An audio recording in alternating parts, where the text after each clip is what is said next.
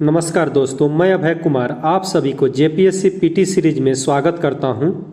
आज हम बात करेंगे ढोकलो सोहर शासन व्यवस्था के बारे में। इससे पहले मैं आप सभी से रिक्वेस्ट करता हूं कि आप मेरे इस चैनल को लाइक कर दें, सब्सक्राइब कर दें और बेल आइकन दबा दें। ढोकलो सोहर शासन व्यवस्था खड़िया जनजाति की शासन व्यवस्था है। खड़िया जनजाति के 3 प्रकार हैं: पहाड़ी खड़िया या सबर खड़िया, दूध खड़िया और ढेल की खड़िया।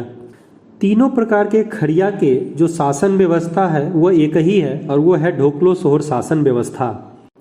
बस पहाड़ी खड़िया या सबर खड़िया में जो इनके प्रधान होते हैं गांव के और धार्मिक प्रधान होते हैं, उनका बस थोड़ा सा नाम अलग है, मतलब वो लोग अलग नाम से उनको पुकारते हैं। पहाड़ी खड़िया अपने गांव के प्रधान को डंडिया तथा धार्मिक प्रधान को दिहुरी या दिउरी के नाम से पुकारते हैं। ढोकलो सोहर शासन व्यवस्था 2 स्तरीय शासन व्यवस्था है। पहला ग्राम स्तर जिसे गांव के नाम से जाना जाता है। दूसरा खूंट। खूंट 9 गोत्र गांवों का समूह है। देखिए, खड़िया जनजाति में 9 गोत्र होते हैं।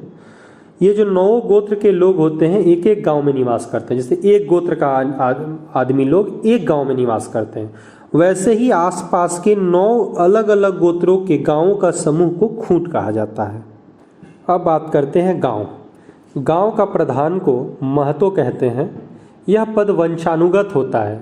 अगर महतो अपना कार्य सही से नहीं करता है तो गांव वालों के सहमति से महतो को हटाया भी जा सकता है। खड़िया जनजाति में जो गांव बसाया है वो महतो ही है। महतो लोग ही जंगल को काट कर खड़िया गांव को बसाए थे। उन्हें कोई पेमेंट नहीं दी जाती है, उनके बदले उन्हें जमीन दी जाती है जिसे महतई जमीन कहा जाता है। गांव का धार्मिक प्रधान पाहन या कालो होता है।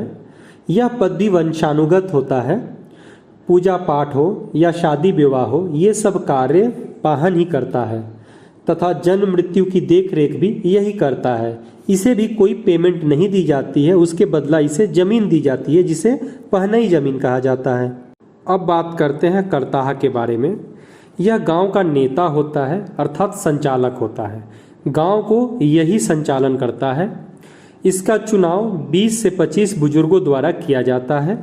यह कोई वेतन नहीं लेता है। यह पद महतो से भी ज़्यादा शक्तिशाली होता है। जितने भी गांव की समस्या वगैरह होती है उसका समाधान करता ही करता है। रेड। यह पद करताहा से भी बड़ा होता था, लेकिन इसे हटा दिया गया है। आज के डेट में यह पद नहीं है। अब बात करते हैं गांव के न्याय प्रणाली के बारे में।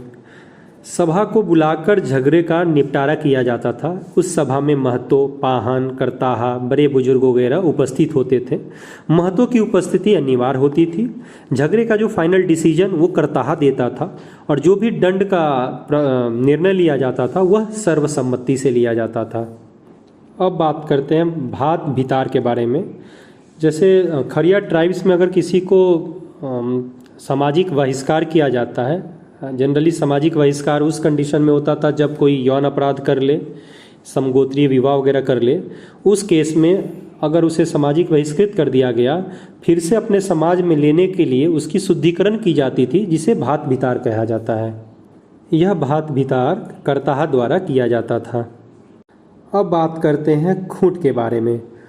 खूंट बेसिकली 9 गोत्र गांव का एक समूह है।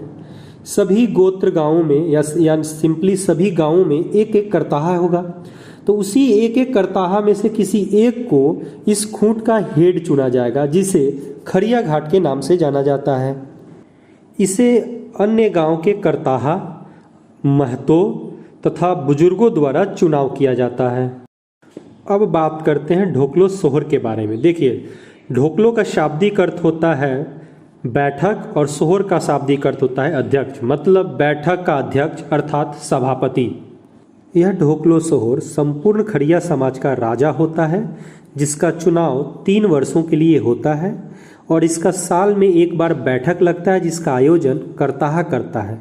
इस बैठक में सभी महतो, पाहन, करताहा इत्यादि भाग लेते हैं। सभापति का अर्थात ढोकलो सोहर के कुछ अधिकारी यानी मंत्री होते हैं, जैसे लिखाकर। यह सचिव जैसा काम करता है।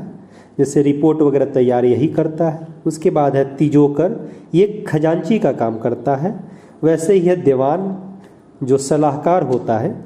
ये जितने मंत्री हैं ये लोग सामाजिक, राजनैतिक तथा प्रशासनिक कार्यों में सहयोग करते हैं। ऐसे ही एक ढोकलो हुआ था सन 1934-35 में, जिसमें अखिल भारतीय महासभा का गठन हुआ था और वहाँ पर पंचायती राज व्यवस्था का विरोध किया गया था और जाति प्रथा का समर्थन किया गया था।